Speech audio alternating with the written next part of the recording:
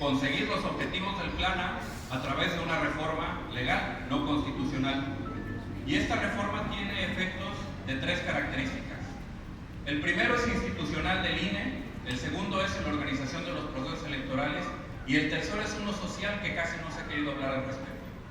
Hablo del primero, de la estructura institucional del INE. ¿Por qué se trata de destruir una organización, una institución que tiene estructura permanente en el país? Porque a través de la estructura permanente se garantiza la imparcialidad de la autoridad electoral. Porque independientemente de quién gane las elecciones, ellos conservan su trabajo y conservan sus derechos laborales. Ese es el primer objetivo que tratan de destruir.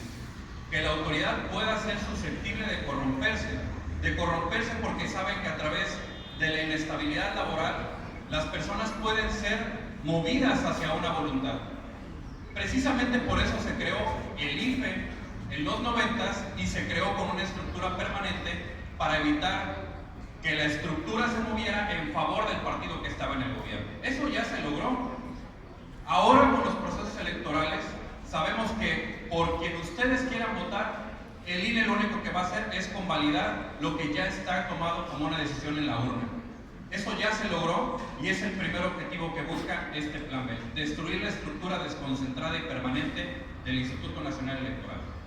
Pero además lo hacen dejando las mismas atribuciones constitucionales, las mismas atribuciones legales y reduciendo el personal que está dedicado a cumplir con esas atribuciones. Es un contrasentido. Si apenas, y yo lo sé porque estuve ahí, si el INE apenas cuenta con el personal suficiente para cumplir con las atribuciones que ya tiene asignadas en la Constitución y en la ley, es un sinsentido que con menos personas se quiera cumplir con los mismos objetivos legales y constitucionales. Yo lo sé porque he estado ahí y sé por qué es importante tener gente técnica y profesionalmente capacitada para cumplir con esas atribuciones, porque son difíciles. Hay gente que entra a los procesos electorales y no regresa jamás, porque no aguantan la presión, porque saben que se necesita conocer la ley y porque el desgaste físico de cada proceso electoral es algo que te pesa. Lo sabemos, hemos estado ahí y lo vivimos más que nunca en los últimos años en procesos electorales en Veracruz, porque hubo 16, 17 y 18, 3 años seguidos de proceso electoral. Y ahora dicen que somos una autoridad corrupta. Y digo que somos porque es el trabajo que yo también hice esos 3 años con ellos. Segundo efecto, en los procesos electorales. Plantean que apenas unos días antes de la elección se dispersen los nombramientos de los representantes de los partidos políticos a las casillas. Los paquetes se empiezan a distribuir una semana antes. Y se empiezan a distribuir una semana antes porque hay ciudadanos que son presidentes o secretarios de las casillas que no están durante toda la semana en su domicilio y entonces el gran operativo que se arma para distribuir paquetes tiene que empezar una semana antes. Además la ley así lo mandaba. Pero quieren que la lista de los representantes de los partidos, las de los suyos y los de la competencia, se dispersen hasta un día antes de la jornada electoral. Nada más pónganse a pensar. Aquí Poza Rica es un distrito que más o menos queda cerca. Pero pónganse a pensar, por ejemplo, en Tuxpan, que sus casillas más largas hay que tomar un barco o una lancha que te lleva 2 horas adentro para poder ir a dejar la lista a una isla. Es decir, son gente que está dedicada a diseñar una reforma sobre una materia que no conoce, o que si tienen gente ahí que les dice sobre cuáles son las dificultades operativas de organizar un proceso electoral, no la están escuchando.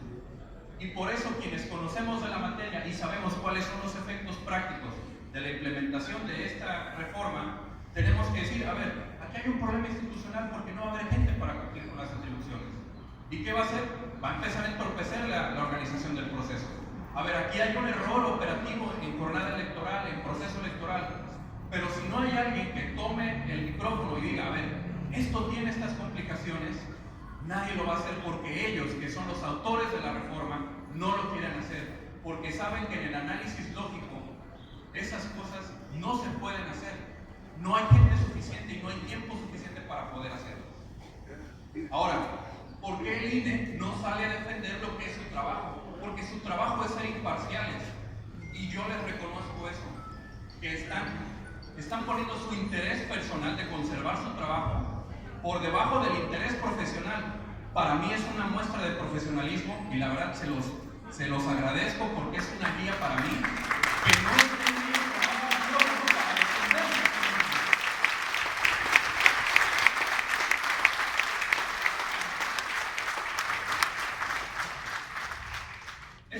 de profesionalismo y de compromiso con el trabajo que hacen. Saben que su trabajo hasta el último día van a ser imparciales, aun cuando una reforma los quiere dejar sin trabajo. Y aquí viene el tercer aspecto, el aspecto social. Se han puesto ellos mismos como humanistas, pero no se han puesto a pensar a toda la gente que van a dejar sin empleo por aplicar una reforma que no tiene sentido, que no tiene posibilidades de éxito en la aplicación práctica. No se ponen a pensar que por cada trabajador del INE que despidan como efecto de la reforma, va a haber hombres, padres de familia, mujeres de familia, madres y hombres solteros que se van a quedar sin empleo, que ya no van a tener acceso a la seguridad social que les da el ISSSTE, porque ya no van a tener a dónde llevar a sus hijos cuando se enfermen. Lo tienen ahora y que llevan a sus hijos a que los atiendan en el médico cuando se enferman. Ellos mismos, si se enferman, tienen atención médica. Pero los humanistas no se ponen a pensar en eso, los quieren correr, y los quieren correr, seamos honestos, por un capricho del presidente. Esa es la realidad, es un capricho del presidente, pero además es algo que atenta en contra de los mismos adeptos al presidente. Si ellos tienen la legitimación que tienen ahora para estar en el poder, es por el marco legal. Es el marco legal lo que restringe el actual del funcionario electoral a cumplir con la ley. Dicen, es que parece un manual de operación, son muchísimas reglas las que hay que cumplir, pero las cumplimos, y las cumplimos precisamente porque no se confía en el funcionario, se confía en lo que dice la ley, y la ley te restringe tanto tu actuar que te ves obligado a cumplir con normas que son exageradas, pero lo sabemos. Y además, cuando entramos a trabajar en la organización de los procesos, decimos, qué bueno que está la ley tan clara, porque así no hay margen para que yo cometa un error. Pero eso es algo que hace alguien que tiene conocimiento de la materia, que tiene verdadero sentido de lo que vale la ley, y de que la legitimidad de nuestras autoridades depende del método con el que se eligen.